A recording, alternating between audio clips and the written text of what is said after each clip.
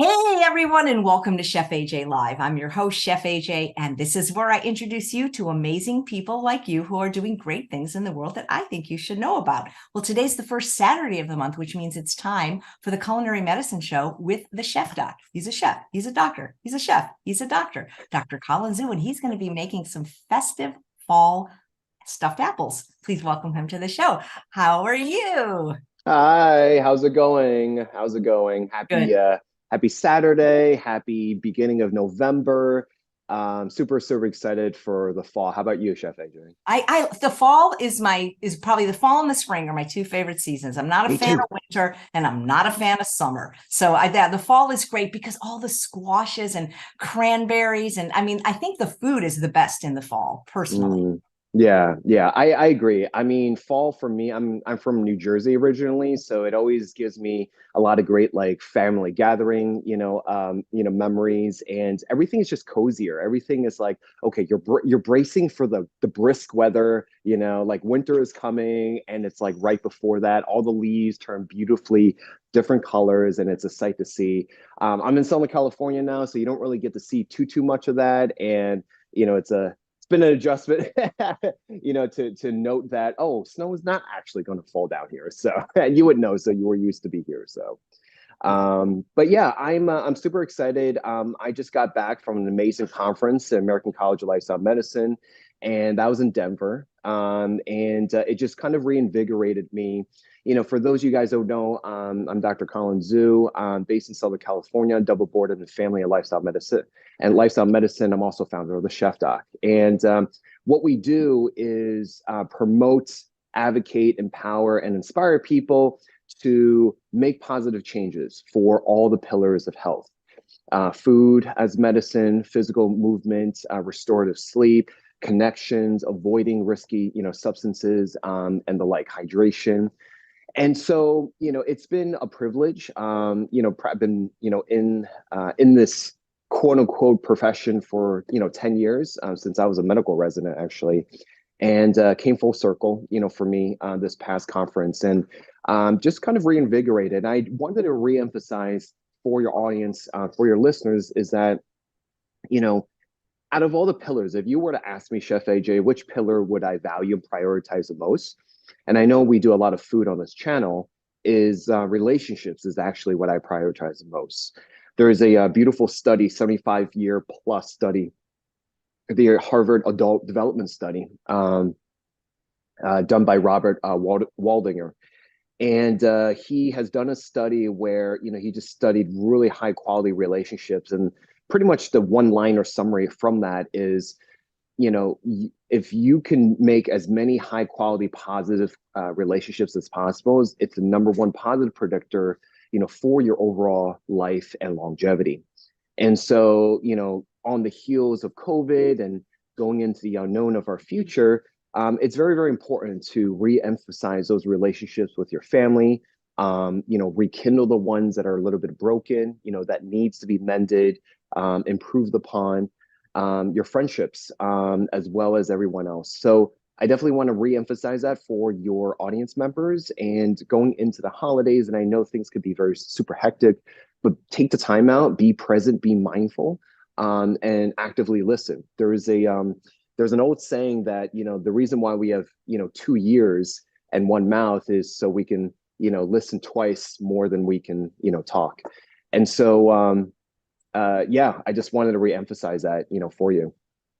I love that. Well, when I think about Dr. Dean Ornish's books, he had one about love and survival. That was one of my favorite ones. It wasn't even really about the food. For sure. I got to see him speak, again at this conference, and it was really nice because he continued to re-emphasize love, and self-compassion. And his story is great. And he's a great pioneer and person I look up to. So without further ado, what I'm going to do is, we're going to do a couple of things today. One is I'm going to showcase a recipe. We're going to be making fall festive baked stuffed apples. And what we're going to do is a fun recipe that you can do for yourself, do it for a gathering. You can do it with your kids if you guys have kids. This is a really fun one. Chef AJ, do you remember, have you ever bobbed for apples? Because I'm very squeamish with germs and I didn't want to put my face in but I just didn't think that was such a good idea. Yeah, yeah. I was younger. I didn't think about that at the time, but those are fun. Those are fun. They're just like these big barrels of water with like floating apples. You If have I to was like first, I would do it if I could be first, I think. yeah, there you go. Just like raise your hand. So anyway, so this is a great recipe. One of the biggest things is you want to be able to get like really big apples. So I would advocate for getting like Honeycrisp apples, a little bit large. Let me see a good one for demonstration purposes. Yeah, so this is a nice Honeycrisp, apple. Biggest things you need to get for this recipe is you need to get a melon baller and a core. Okay. And if you don't have this, you could MacGyver it and maybe use like a paring knife for this. Be very, very careful. But ideally, these are not that expensive of tools you can get. So these are very you can get these, but these are ideally what you want to get.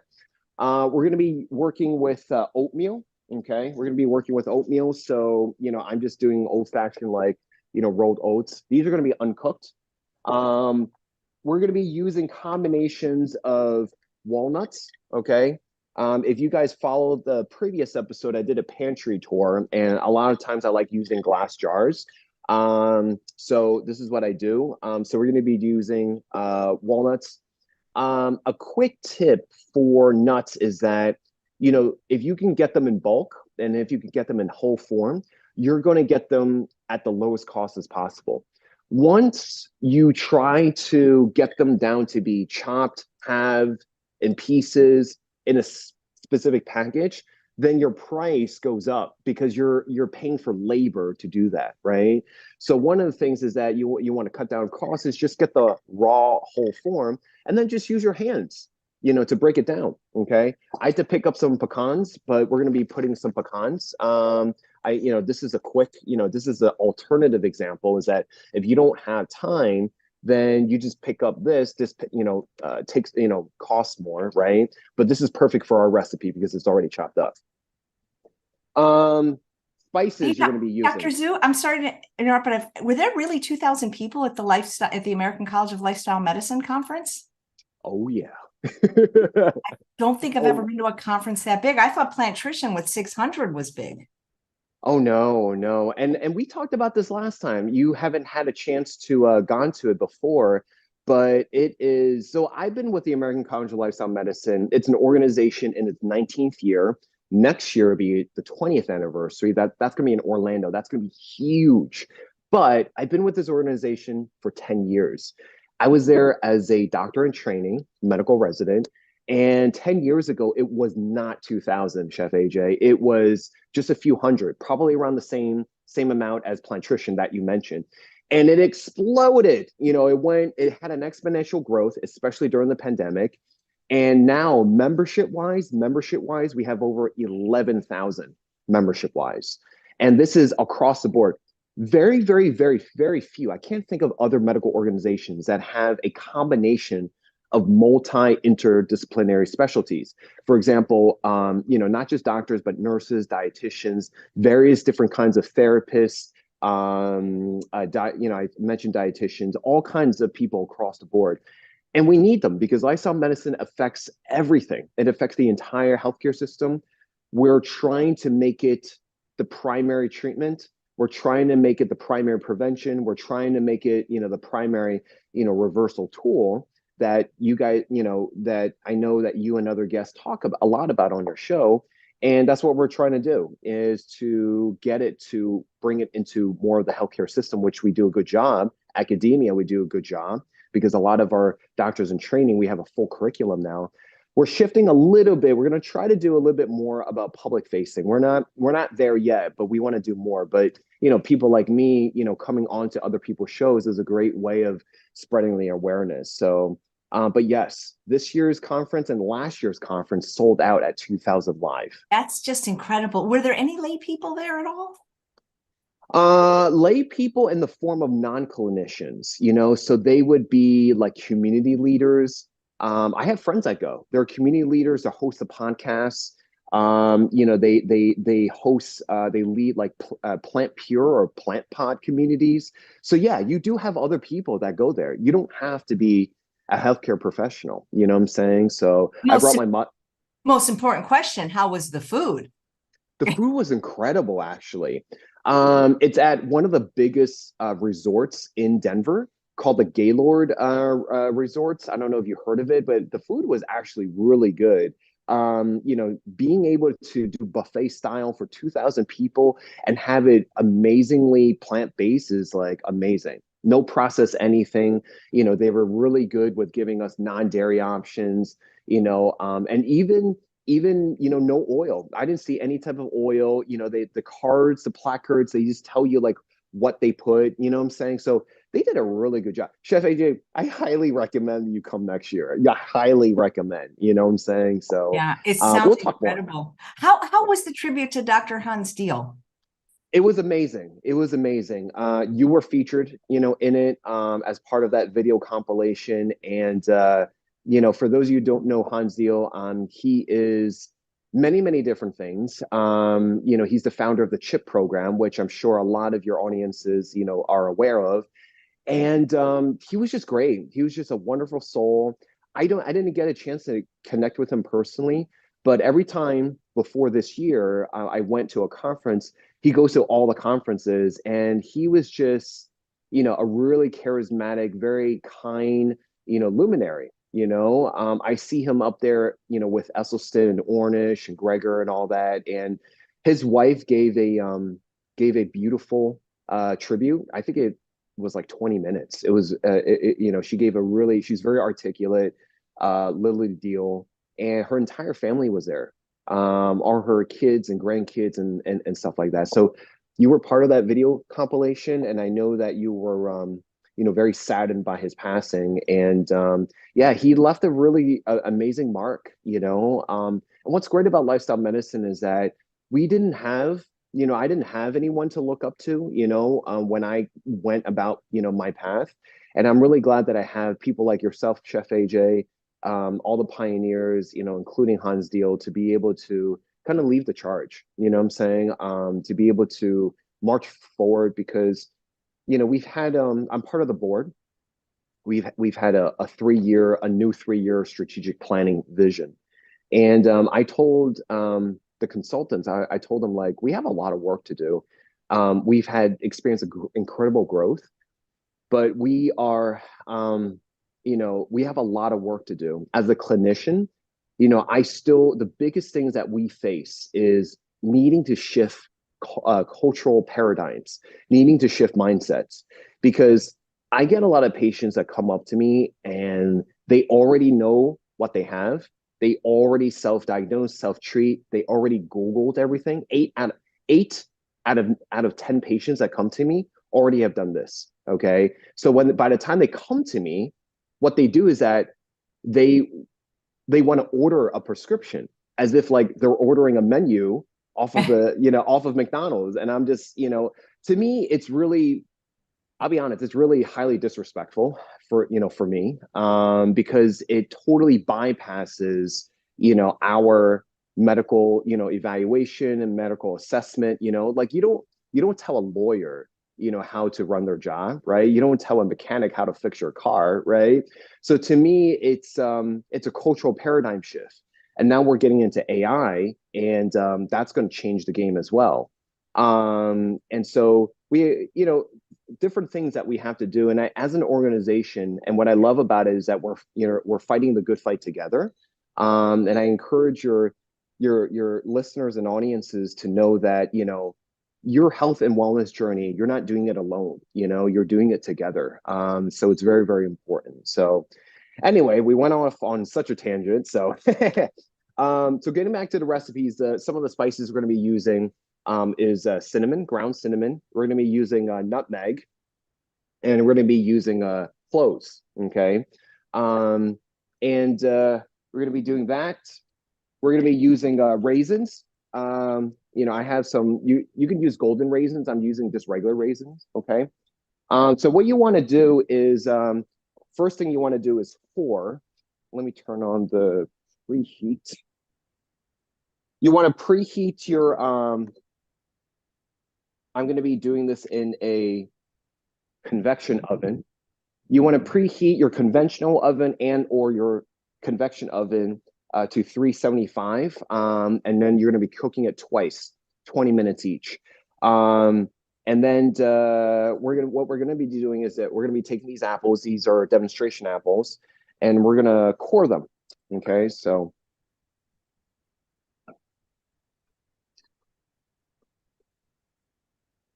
actually, you know what? Before I do this, we're gonna start mixing. So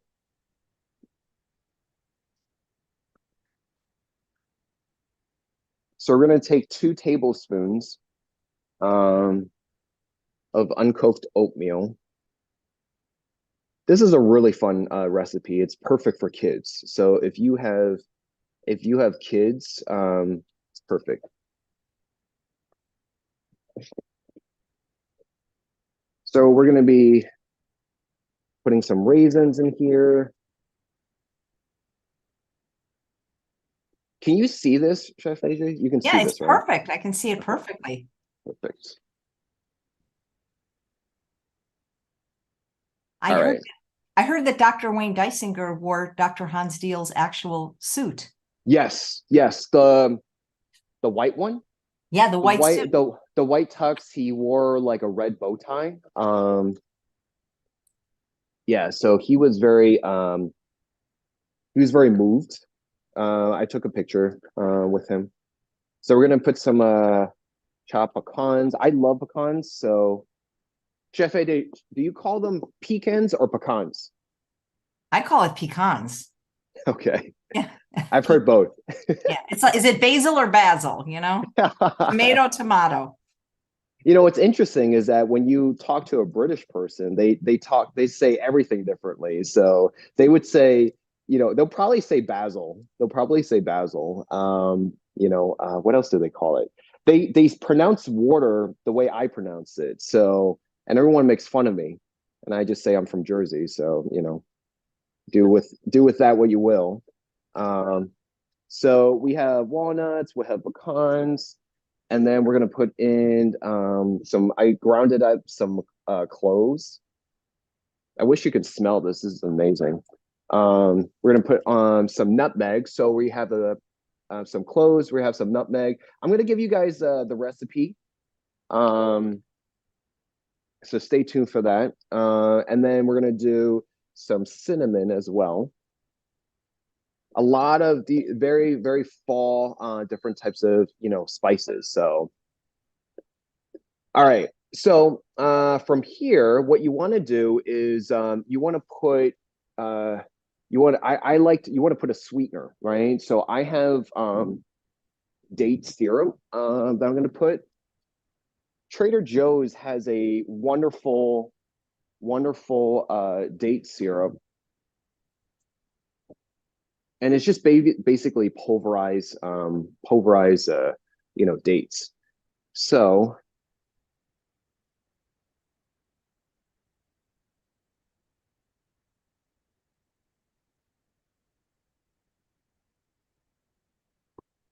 what you want to do is mix it around.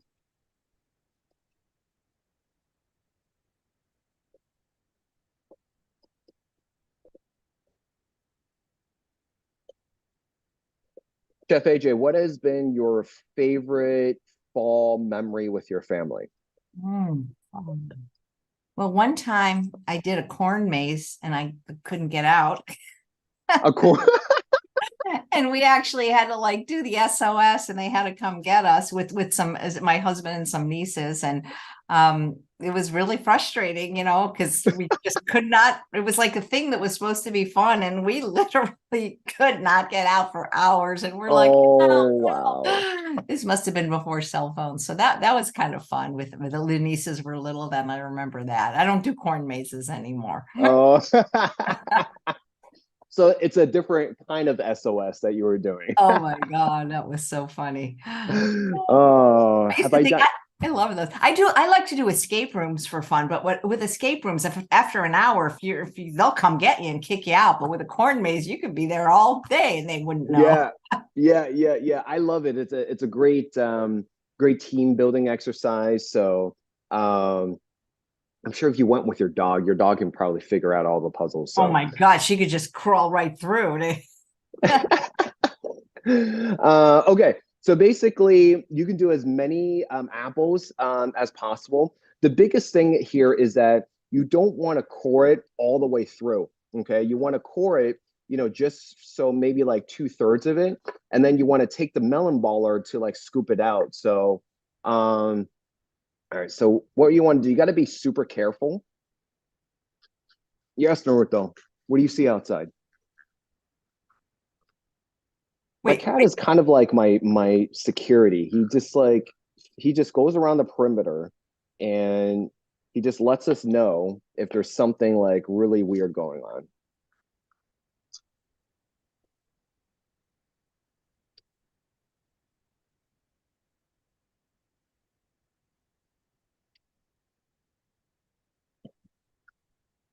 Does your dog bark at strangers?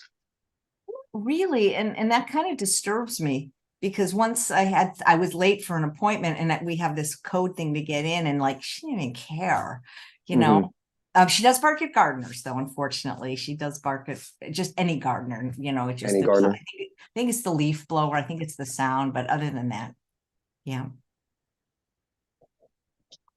So while you're doing this, you also want to you want to have 1 cup of boiling water to put on the base.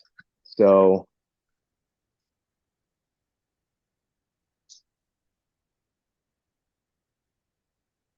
okay.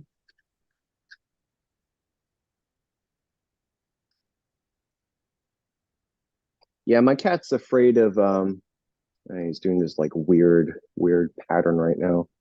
You see something weird. My cat's afraid of garbage trucks. Yeah. Must be the noise, huh? Yeah, it's the low frequency noise.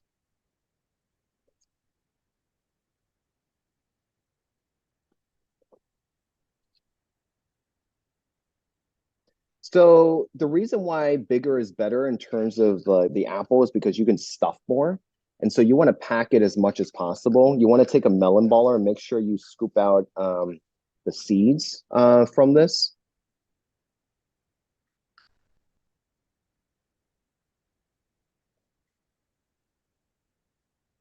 And of course, if you can compost, you can just eat this as well. But if you can compost, that'd be great as well.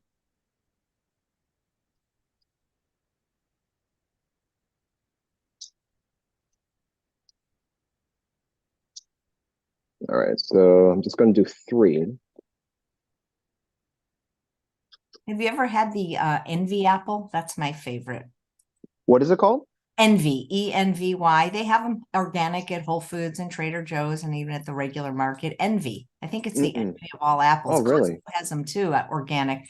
They're just really good. I think it's a cross between a Honeycrisp and a Gala, but I'm not 100% sure. Okay. But I they are. love I love I love Honeycrisp. I love Fuji apples. Fuji's are probably my favorite ones. Um, I like Honeycrisp. Um, have you gone apple picking? I have not. Where do you do that? I've never picked anything. Anywhere. When I was living in the Northeast, we have a lot of apple farms there. So um, it's a very common, in addition to picking pumpkins, picking apples was, also very fun as well. All right, so here we go. All right, so once you're here, okay, what you want to do, let me get a better spoon. So you're getting 1 cup of water, okay? So have that, and this is my mixing.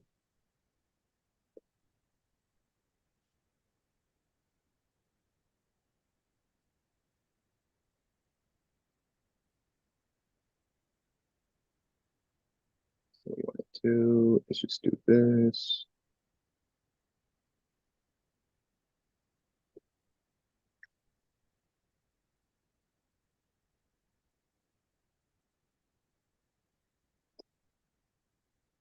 So remember, this mixture is raisins, walnuts, pecans, uncooked rolled oats, three spices, cinnamon, nutmeg, cloves, and then we bind it with date syrup. So that's the sweetener.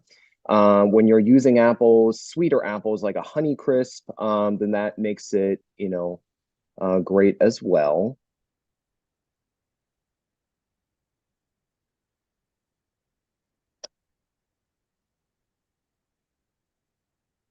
Have you ever done this with pears?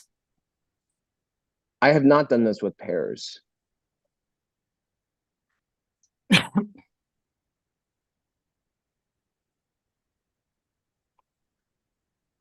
Harry and David pears are something people gift me a lot at the holidays. Yes. Yes. I received a box not too long ago too. Those pears are great. What do you think of those pears? Yeah. How come one of them's wrapped in foil? Is that like a special one? I think it's just a presentation. I see. It's not I in think either it's then, huh? you probably have to like, phone Harry and David, is this a special one? It's like, no, Chef AJ, we just, randomly just, foil, you know, random ones. Okay. So it's like that. Let me just wash my hands. And so you're gonna take a Pyrex baking dish, something like this, okay? So I'm using it for this size. So you put it in like this. All right. And now, once you have the water boiling, then you're gonna transfer it to,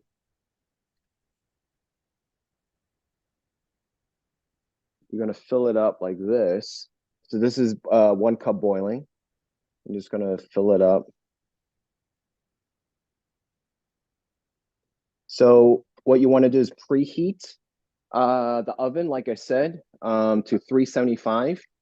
And once you preheat it, we're going to pop this guy in there. And then you can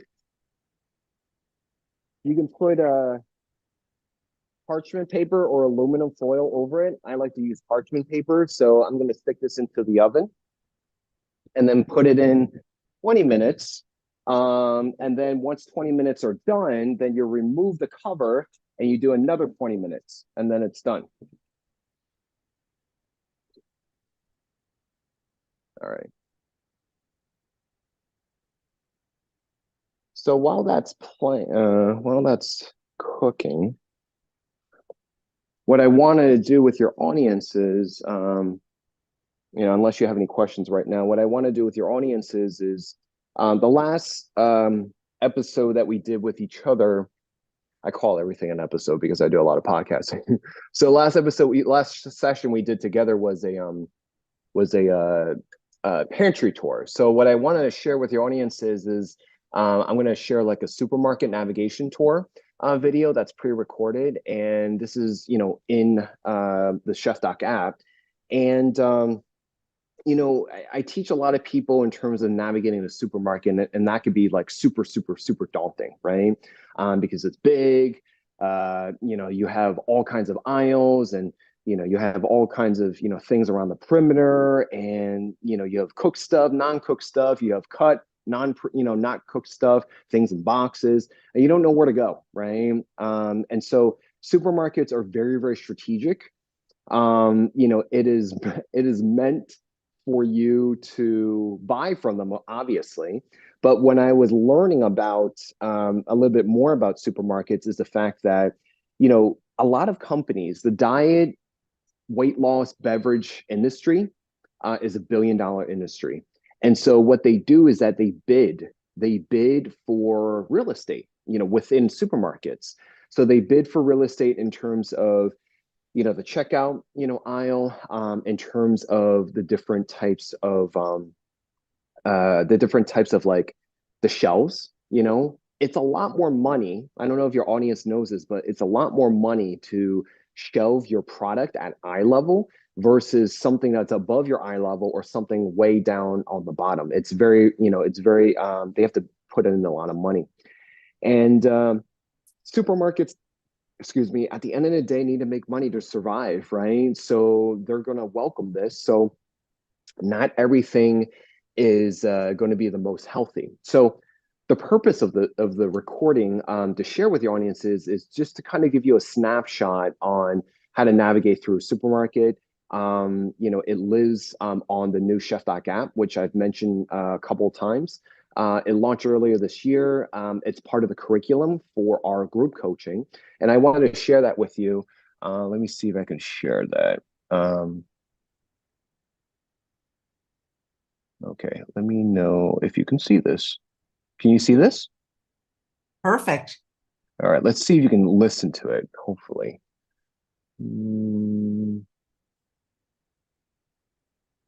Okay, let's see. Can you hear this? Not yet.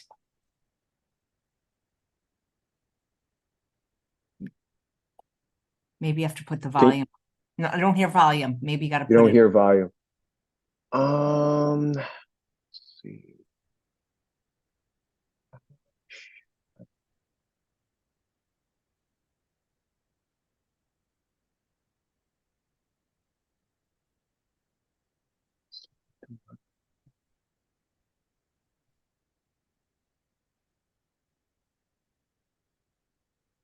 Oh, share computer sound. Let's see. Yeah, that would help. Perfect. Awesome. Hey guys, what's going on? This is Dr. Colin Zhu. We are here at a really, really awesome supermarket, and a lot of times we're going to be asking ourselves, how are we going to navigate a supermarket? A supermarket is very daunting for some, and for those of you who don't know, supermarkets are actually very strategic. Once you walk through that front door, you're going to have a lot of different things grabbing your attention, kind of like advertisements, right? On the TV screen, on the billboard, right? So you have to stay laser focused, and I hope you did not come in here hungry. We'll talk about that in a second. So we're going to go straight to the produce section. Come on in. So I understand that every supermarket is going to be set up differently, depending on what region you're from, depending on, how high quality is. There are different tiers of supermarkets. And when you come into a supermarket, it's very, very important that you spend most of your time in the produce section, okay? When I'm teaching from a whole food plant-based approach, we are focusing our attention here, okay? And pretty much you could get almost everything that you need in the produce section and spending as minimum time as possible in the middle aisles or shelves, okay? It's good to be prepared in terms of bringing a recipe, having a checklist, and knowing what to get, okay? All the vegetables and different fruits will have different kinds of shelf life, right? We'll talk about that in a different segment, but for now, it's important to always prep in terms of how many ingredients you're gonna get for a certain recipe, how many parties. Are we doing this for a catering event? Are we doing this for a family gathering or a holiday, right? So it's very, very important. So as you can see, when you're looking at this produce, right, this beautiful plant kingdom that we have, it's important that we are eating as much from the rainbow as possible, okay? A lot of times, what I like to call that we currently live in is a toxic food environment. So the colors that you see, if you observe very, very carefully, it's mostly white, brown, sometimes gray, just not really appealing to the visual eye. Humans have evolved is to look for things that are nutritious and healthy and also calorie dense and nutrient dense at the same time. Back in the day, before hunters and gatherers, we looked more towards, as much calorie dense as possible. Nowadays, we have to pay attention to what is more nutrient dense. So as you can see, we have so many different kinds, right? Your popular Brussels sprouts, right? Asparagus, you have your artichokes, different kinds of varieties of carrots, parsley, cilantro, scallions, rhubarb. Rhubarb is awesome. This is great for desserts, right? Making a beautiful rhubarb dessert. You have tomatillos, you have different kinds of peppers. This is what I mean about eating the colors of the rainbow. And you'll have, the produce section is going to be different where they'll have it locally. They'll divide it up in terms of local. They'll divide it up in terms of how things are grown in hydroponics, more greenhouses, right? How far it traveled, organic or non-organic. Good rule of thumb is that the less number of food miles it travels, the better for you. Why? Because a lot of chemicals and preservatives needed to be added to that said produce in order to make it to the entire trip. So the lesser number of food miles, the better. If you can get something locally, support your local farmer would be good, okay?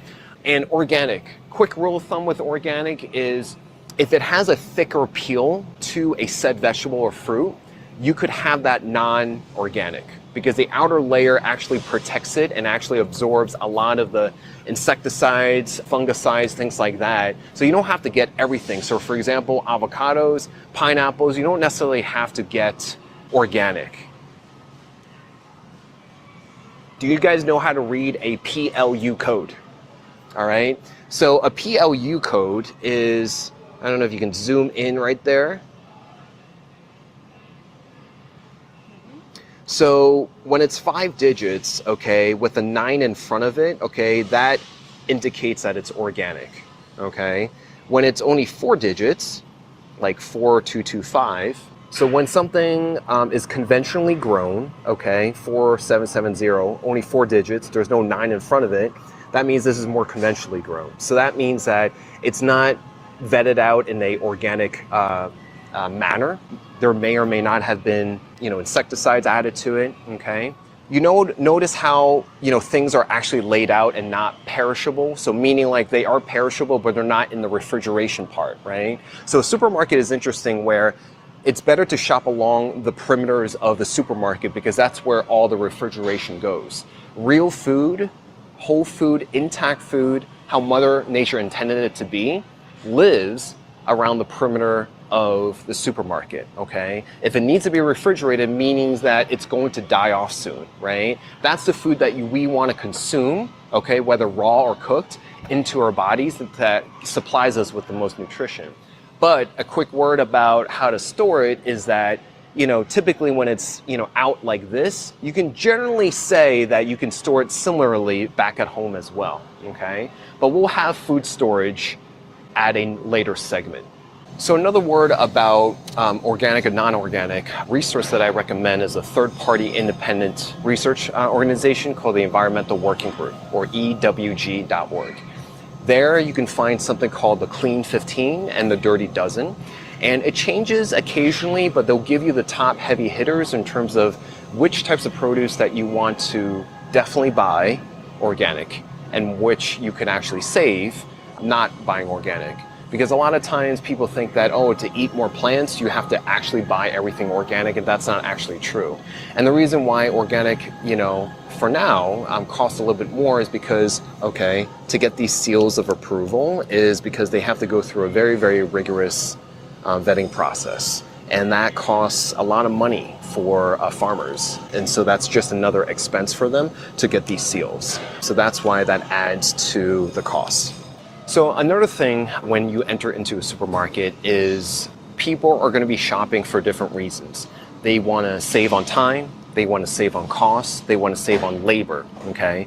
So when you're in the produce section, just be mindful of the fact that, you have things that are laid out, okay? Not in a plastic for you to grab and go.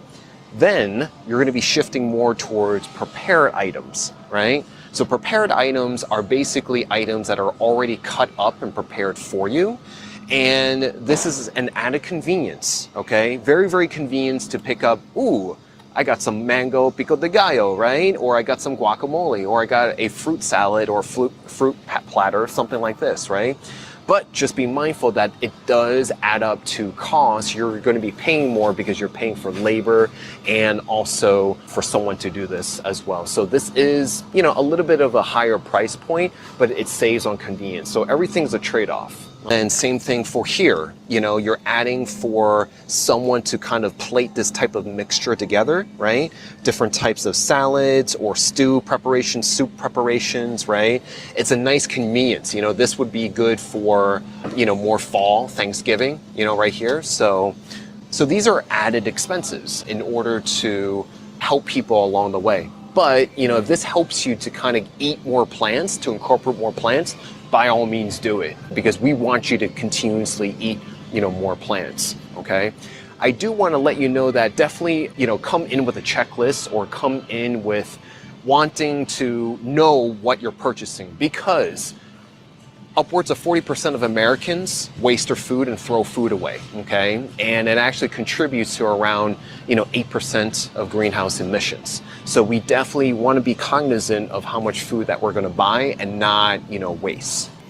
So this is a good example of the added convenience. So this is a butternut squash and this is a butternut squash, right? What's the difference? The difference is that this, you paid more for labor to cut this up and package it for your convenience.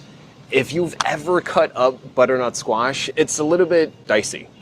It does take some finesse in order to cut this down, right? Definitely worth it though, especially on your wrist. So it's very, very good. So this is a good convenience. It does, you know, cost a little bit more. And so yeah, this is a very good, clear example of buying things that are pre-packaged and pre-cut up for you, and how that's a difference from getting from its whole intact ingredient. A lot of times during the segments that we're going to talk about, we're talking about what is considered unprocessed and what's considered through the spectrum all the way to ultra processed. So at the end of the day, this is actually technically considered processed because this was manipulated and cut down, right? It is still closer to the whole, but you know, it is considered processed. So here's a good example. So another great tip and strategy if you want to shop on a budget, okay, eating well, eating healthy on a budget, is making sure that you're looking at the unit price, okay? So the unit price is the price in the typically in the upper left corner, okay? This is the actual price for the entire package, okay? So let's take, for example, this package of fruit, okay, is $4.99 total, right? Now let's come down here to this mango pico de gallo, okay, which is $3.99. Now, you might say to yourself, okay, this is cheaper than this, but when you look at the unit price, this says 24.9 cents per ounce, and you come down here, this says 57 cents per ounce. So what this does is that the unit price puts everything on a level playing field. So this is actually cheaper to buy per unit, okay? Because everything is per ounce, okay? So the 24.9 is actually cheaper than this, even though the entire package is $3.99 and this is $4.99. So this is actually a better buy. Does that make sense? Yes, it does. If not, just rewind this back. So another thing I want to talk about is not only buying locally and reducing as much food miles as possible, but also getting into the practice of buying in seasons as well, okay? Depending on where you're at, this may or may not be more or less apparent, right? Winter, fall, spring, summer. Currently, when this is being recorded, we are in the middle of summer right now. So that means blueberries, raspberries, blackberries are going to be, you know, in season, okay? And the reason why it's better to buy things in season is because that's how Mother Nature has intended it for each and every one of these specific vegetables and fruits. And they're going to be the most nutritious, being in line with that type of timeline. Now, I am aware that, you know, there are supermarkets that try to supply this, maybe even towards fall and winter time. And the only reason how that could happen is because they are transporting these types of vegetables and fruits from other countries, just so we're literally having blueberries all year round. The downside of that is that they have to travel very, very, very, very far, okay? And like I said, we're adding a lot of preservatives and chemicals in order to preserve that trip, that produce, to make it through that trip. So a good idea is to buy in season, and it's fun, you know, to miss something, you know, and to go through the season. So So here we are in the shelved area, okay? So the shelves, take up probably 70 to 80% of a supermarket store. And like I said before, we want to spend the most time in the produce section. Because why? Because it's perishable. We needed to keep it alive by refrigeration. So we want to spend as much time in the produce section as possible and less on shelves. Why? Because in order to have things on shelves, it needs to be what? Preservatives need to be added to it, chemicals, binders, additives, colors, okay, all kinds of stuff. That is not that great for our body over a longer period of time. And so if you are shopping in the shelves, okay, pick a few ingredients and I'll do a general rule of thumb.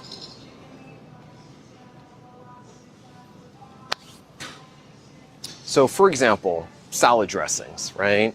Salad dressings, okay, salad dressings contain exorbitantly a lot of oil that you don't want to intake, okay? Now, not to pick on this salad dressing, but you notice how the ingredients are, there's probably 1, 2, 3, 4, there's probably at least about 20 different ingredients in this salad dressing. My rule of thumb when you're picking something that's wrapped, whether it's in a glass, a can, or plastic, and if it's on a shelf, go for ingredients that are 5 or less, okay? Usually the first 2 ingredients, okay, are going to be the most predominant ingredient in said content. So for example, this one says water, so it's going to be mostly water, and then this one says white distilled vinegar, okay? Others might start off by saying wheat. It might start off by saying corn syrup, right? So just know that the first 2 or 3 ingredients is the predominant ingredients within that said shelved item, okay? A word about real estate, okay? Food companies need to spend an exorbitant amount of money, okay, for real estate. So it also applies here, location, location, location. Why? You need to spend more money to have your product at eye level as opposed to top or bottom, okay? Now, why is this important? Because the company wants to showcase their product, in your eye, level, okay? It's the same thing with end caps, okay? Even something on the end caps, okay, we'll come back over here. So if you're trying to find a good deal, okay, end caps are going to be catching your eye, but that may not be the best sale or the best deal of that day. So you want to look at your clippings, you want to look at, the different types of sales on the website, the app, in the storefront if you're trying to find a good sale, okay? So I would generally avoid end caps because they're the most eye-catching and you're just gonna grab and go because it's the most convenient, okay? Now, coming back to the shelves, because of that real estate comment that I made, make sure you pay attention to top and bottom as well, okay? Because you might actually find a better product if you look at, both top and bottom. So I'm gonna do a quick comment on ingredients. So rule of thumb, try to find something that's 5 ingredients or less, okay? And also pay attention to the first 2 ingredients. Another comment is, if you ask your grandmother, okay, and if they can pronounce something, great. If they cannot pronounce something, it's better to just put it back on a shelf and just, try to avoid it, because you don't want to be consuming something like it came from a lab, right? Like sodium benzoate, what is that, right? So, and then also, like I just picked up this really nice marinara tomato basil pasta sauce, okay? Look at the ingredients. You got Italian whole peel tomatoes, olive oil, onions, basil, salt, garlic, black pepper, oregano, right? So they sound really, really nice, different types of ingredients thrown together. At the end of the day, this is still processed, right? And generally, you could probably make this at home, okay? But just know things like, things in jars, things in cans, okay, will come with a lot of added salt, definitely salt, as well as other preservatives, okay, that you don't want to consume. Yes, they are convenience. Yes, it's very shelf stable. This could probably last through an apocalypse, right? But you want to be mindful and be sparingly using these. What I personally like to go is the frozen food section, and we're gonna go there in just a minute. So another great section that I would like to talk about is your frozen aisle. And the reason why the frozen aisle is gonna be a great friend to you is because when things are packaged, manufactured for the frozen aisle, the produce is picked at peak, okay, and it's flash frozen, and then it gets shipped off. So, for example, because berries, for example, become perishable really, really quick, you can get frozen berries and have it stored in your freezer for a very long time. Great for smoothies, great for exorbitant amount of different kinds of desserts. They have mango here. They have different types of fruit pairings, okay? So it's also a great idea to get this in bulk as well. And if you come with me to the other side, so for example, we got, peas, we got mixed vegetables here, green beans, different kinds of sweet potatoes, beets even, right? We got whole cauliflower. And so these are the actual whole ingredient. Look, one ingredient, organic zucchini, okay? So you don't have to worry about this. Soybeans, whole edamame, okay? And you also have convenience items like this, cauliflower that's riced up, okay? Or even rice broccoli, that's pretty cool too. So these are whole ingredients, minimally processed because they are cut down, but they're very, very good in terms of nutritional profile because they're picked at peak, okay? You don't have to worry about it perishing really, really quickly, and they're flash frozen. So this is gonna be a friend to you, just like the bulk aisle that we're gonna talk about next. So welcome to the bulk aisle. Look at this. If you are fortunate enough to have a supermarket that has a bulk aisle, please, please, please stock up, okay? And you may be asking, what do I stock in bulk, okay? Beans, legumes, whole grains, okay? And nuts and seeds, okay? So different kinds of beans. You have literally all kinds of black pinto, kidneys, canna lilies, mung beans. You have all kinds of grains. You got couscous, barley, okay? Basmati rice, all right? So many different kinds, okay? Amaranth, different kinds of quinoa, all right? So this is good because it helps you to put things in the pantry that's dry. You don't have to store it in the fridge or freezer. And it'll, last, longer, and you can just pick it up and use it. And it saves you on cost because you're not paying someone else to package it, right? You're not paying someone else to weigh it, package it, and individualize everything. You're just using things in bulk. So it's definitely very cost effective. If you're a part of a wholesale club, that's also another way, to save money as well.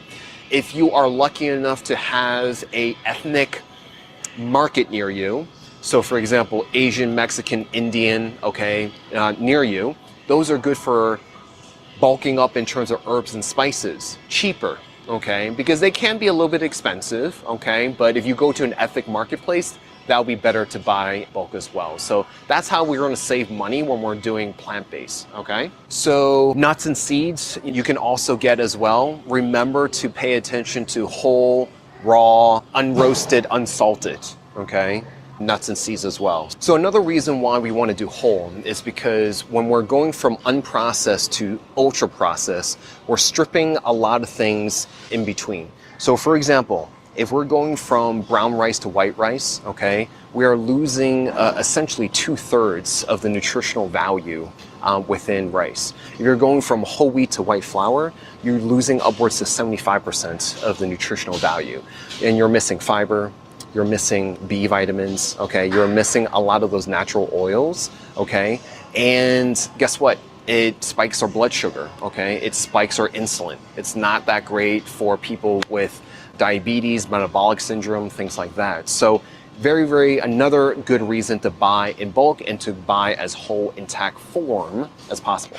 All right, guys. Thank you so much for hopping on with me on this supermarket tour. So no matter where you are, locally, regionally, or across the other coast, just know to take your time, pace yourself, and navigate your supermarket, see what's there. Good rule of thumb is to never come in hungry. Have a list, okay, your recipes, okay, and a checklist, all right? Once you get that, then go. Great tips in terms of saving money is making sure you budget that out, having that list, right? And buying things local, seasonal, the lesser food numbers that is traveled, and less on the superfluous stuff that you don't need, like prepared foods. Buying things in a frozen aisle, okay? Because they are picked at peak and peak nutrition, and they're flash frozen, okay? That we just talked about. Oh, and beverages, okay? Always hydrate, hydrate, hydrate, okay? I would spend less money on drinks, different kinds of beverages, just water, or make your own infused water. That would be great as well. Other different ways of saving and promoting your local farmer is going to your farmer's market, shaking hands with your local farmer, okay? Getting to farmers markets closer to the end of time, at end of closing time, because they're not gonna wanna bring back produce that they brought. So they might market, things down dramatically. So going towards a closing time, and that way your grocer, as well as hooking up with a local community sustainable agricultural co-op, okay, or CSA. That's also another way of supporting local farmers and also having things delivered to you. Another note about the produce is that if you see a vegetable or fruit that you've never seen before, experiment. We have a lot of great recipes and resources. We have things like YouTube at our fingertips. Experiment with a new vegetable every single day, and guess what? You're gonna have such a repertoire of great recipes. If you try one new recipe once per week, even just once, you have 52 under your belt, right?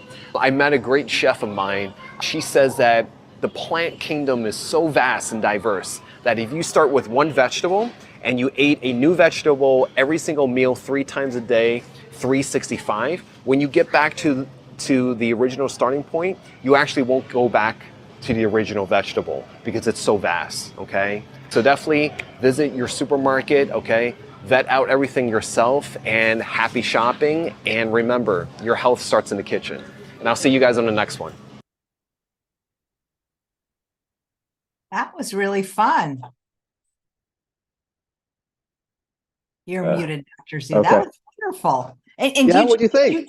Where did you film that? I did that at a Sprouts. Sprouts is a wonderful, wonderful store.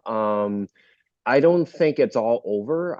I don't know what regions they concentrate in. But what's really good about them is that similarly to Whole Foods and Trader Joe's, well, Trader Joe's has its own line, but they're really obsessed with high quality. And what's extra good about them is that they look out for the farmer. So they're really, really good about that. Yeah, just a quick note about what I said about vegetables. We in the American College of Lifestyle Medicine, I have many leadership roles, and one of them is chairing the Food as Medicine Culinary Medicine Member Interest Group, or MIG. And so we have topic speakers in addition to just meeting with our fellow members. And we invited a regenerative farmer, sustainable farmer out in Northern Ohio. His name is Bob Jones, and he's the co-owner and CEO and co-founder of the Chef's Garden. Been doing vegetable farming for 60 years. It's a family-owned operation. He came in and talked about the importance of vegetables. And there's a great documentary. If anyone in the audience has watched Kiss the Ground on Netflix, it's about, it highlights our modern agricultural practices. 99% of our, agricultural lands in America is modern agriculture. And the problem with that is that, an apple today is not the same nutritional profile as an apple 50 years ago, because we have essentially farmed in a way where we've depleted nutrition and we release a lot of carbon dioxide. And so with regenerative sustainable farming, what it does is that it carbon sinks. It brings, the way it's practiced, it carbon sinks. They do a lot of cover cropping, no tilling. They rotate a lot, and it's all about promoting that soil health. And when you have a healthy soil health, then it contributes and influences the health of that said plant, which thereby influences the health of all the humans that eat it, right? And so there's a sequel, Common Ground, that just came out in select theaters. I would encourage you guys to look up Common Ground, the film, watch a trailer of it. It's a wonderful, wonderful documentary. Demand it in your local theater to promote it. And what I've learned is that there's actually 300,000 edible plants on planet Earth. Do you know what the average American eats? 2. Which two? Potatoes and corn. Well, McDougal would be happy about potatoes, right? Yeah, so what I read was around 200, okay? Which Oh, wow, I thought that many. Okay. which I thought was actually pretty high. But what I've learned about from the book Fiber Fueled by Dr. Will B. Is that the biggest predictor of your gut health and microbiome and how healthy it is really the diversity of plants. So when we say eat the rainbow, okay, we literally mean eat the rainbow. And the more colors, the more diverse your plants that you put into your system, the more diverse and more healthy your microbiome is. And so the positive effects from that microbiome, which the author says is called postbiotics. So probiotics is the good gut, healthy bacteria. Prebiotics is the fiber, right? It's the non-resistant starch. It's the food for, the good gut bacteria. When you combine those two together, they produce something called postbiotics, which is essentially short chain fatty acids, which does a lot of things in terms of regulate your weight, okay? Regulate your cholesterol, cut your heart disease risk down, okay? In addition to numerous different types of effects that we're continuing to learn. So the more diverse plants that you put into your body, the better. So put it into a rotation. So kind of like what that video was saying, if you experiment with just one new vegetable, once per week, every single week, you have 52 new vegetables, right? For those that are, not that confident in the kitchen, here we're always trying to promote people to be in the kitchen because we want your health to start in the kitchen, right? Because once you go outside is what I call outsourcing. You're outsourcing your food, you're outsourcing cooking, you're outsourcing your health because people outside of the household are not going to be paying attention to your health. That's your job. What they're going to pay attention to is the bottom line. So the bottom line is cutting costs, right? Cutting costs on all the quality, stuff that they put into the food to deliver to you. So they're going to use processed oils. They're going to use the cheapest ingredients, the quick techniques like frying everything, right? To deliver a product, a type of food, that's far removed from the whole and far removed from what it looked like originally. Sure, it's tasty, but that doesn't mean that it's going to do damage, internally. So, so I hope that video was helpful. Chef AJ, do you have any supermarket, tips that you share with your audiences? Well, just like you said, the perimeter, shop the perimeter. And it's interesting what you said about they pay for the shelf space if you think about it like a little toddler in the basket, the mom pushing it, that's like the shelf space, the location where all the junk is. It's not high and it's not low because the kid in the basket can't see it. You ever notice like where all the cereal and all the junk food is? It's where the basket is, where the kid is. Interesting. Yeah. So it's a little bit lower on eye level because they're sitting and just watching.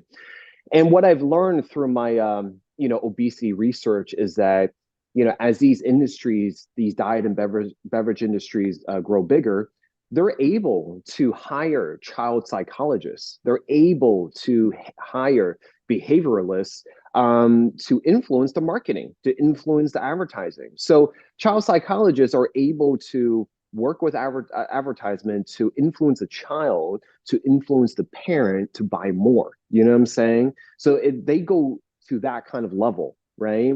And Chef AJ, I know you're you talk a lot about previous sugar addiction and whatnot. Just to reemphasize, sugar is kind of like the legal, drug that we have that's, on par with cocaine, if not more. It stimulates the same dopamine reward pathways, right? So think about if you start doing that to your children at a very, very young age. They just don't have, they just don't have, you know, uh, they just don't know any better, right? We currently are running group coaching right now, and throughout my practice, I've had a lot of patients that have been addicted to pop, soda, Coca-Cola. Currently in our coaching group right now, one of the participants said that they've been drinking Coca-Cola since 1972, and it's a very sobering, when you hear something like that. And so one of the things is that it changes and alters your taste buds, because it's made to be very highly addictive.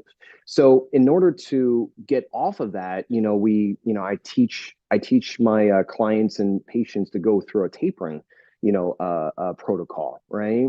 And because when people are very addicted to soda and pop, they cannot taste any. They want to taste something. They're used to tasting something else. So how we taper that off is we use infused water, right? Sometimes we can downgrade by going to sparkling water, right?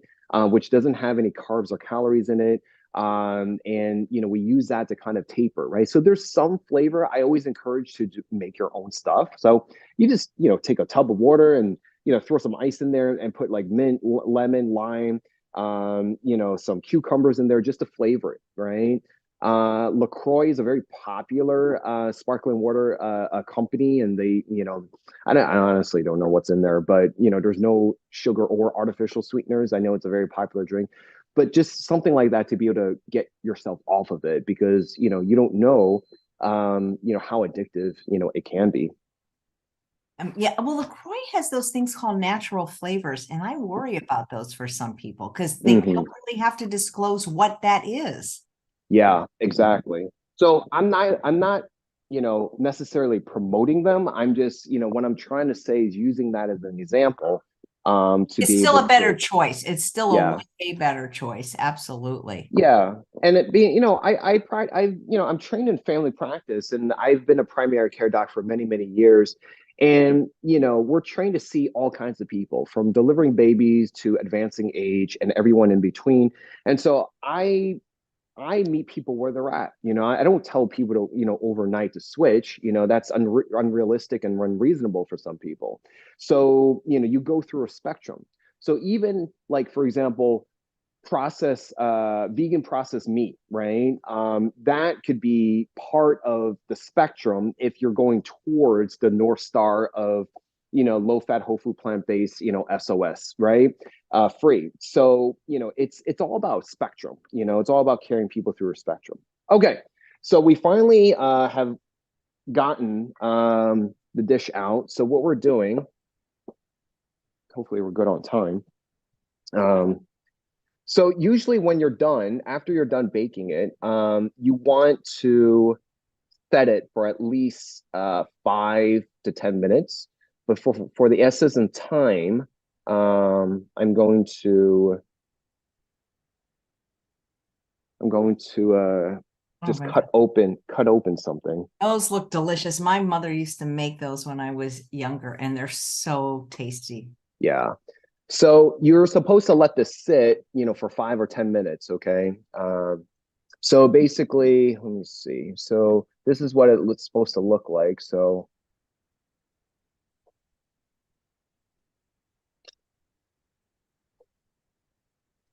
I mean, what's great, that could be a breakfast, it could be a dessert. Yeah. So there you go. That's what it's supposed to look like. And it's super, super yummy. I'll dig into this like later. But yeah, this is the fall festive baked and stuffed apples. Again, you can do this at your next gathering. Do this with kids. The takeaways from this is really, make food, make food that you love, and making food that's good for you. At the end of the day, doing it with others, sharing it with others. I hope the supermarket navigation, video was good for you guys. If you guys want to learn more, I do have a whole food plant-based one-on-one transition course on my app. To find the app, it's on Apple stores, it's on Google Play stores. Just type in the Chef Doc, and it's a orange cover. And yeah, download it, and just browse around. There are free lessons there, and there's also ways to like upgrade.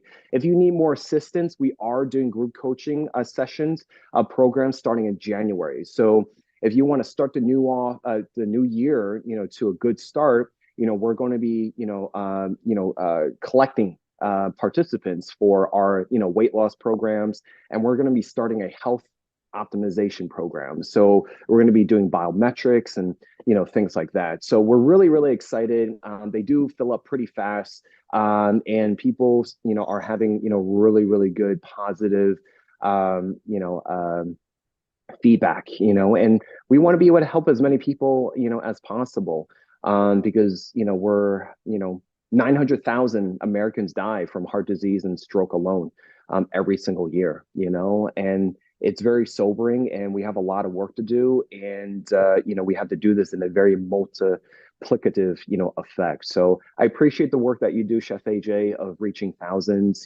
Just know that it doesn't go unseen. You know what I'm saying? I really appreciate you. Thank you. And don't forget to tell people they can also do a personal consultation with you in certain states, because you're one of the wonderful doctors in Love Life Telehealth. Yes. I do lifestyle medicine consultations. So for those that are looking more of a medical appointment, we look at your labs, we do a deeper dive with it. We deprescribe as one of the, joys that we do. And we just, course correct and do a lot of navigating, what I'm saying, and just, pivoting of your own journey. We're here to advocate. And so in the show notes, they'll say like, different states that I'm licensed in, but just really quickly, California, Texas, Washington, New Jersey, Florida, Connecticut, Vermont, Minnesota, Hawaii are the states that I'm licensed in. Hopefully I didn't forget any of them, but they'll be in the show notes. And then the recipe for this session will be there. And yeah, if you have any questions, just email us, let us know if you're interested in the group coaching. And I want to thank, Chef AJ, again, for coming on. And let's see if Naruto wants to say bye. Naruto, yeah, if you don't mind, one question from a live viewer named Annette. Does Dr. Zhu know what the tags on food that start with a 3 means? 3 is also conventional as well. 3 is also conventional. It is not organic. It is still conventionally. I think it has something to do with being grown more indoors, like hydroponics, but it's not organic. It's not a 9. So I think 3 and the 4 are also in the same conventional category. So nice. Any more questions? Maybe Naruto can answer. He's just such a chill cat, He is. Never I know, buddy. You want to look at birds. I know. I understand. Oh, he'd love my yard then. That's all we have. We even have a hawk now. You have a hawk? We have. I mean, I personally don't have him, but he's there, and he kind of scares me because his talons are big, and my dog is little, and the songbirds. Oh yeah. So far, everyone. I have to worry about coyotes. Coyotes will just snatch this guy up if he ever goes outside, huh? Well, now I know where they get that saying, "Watch you like a hawk," because the hawk literally sits there and just watches. Mm-hmm.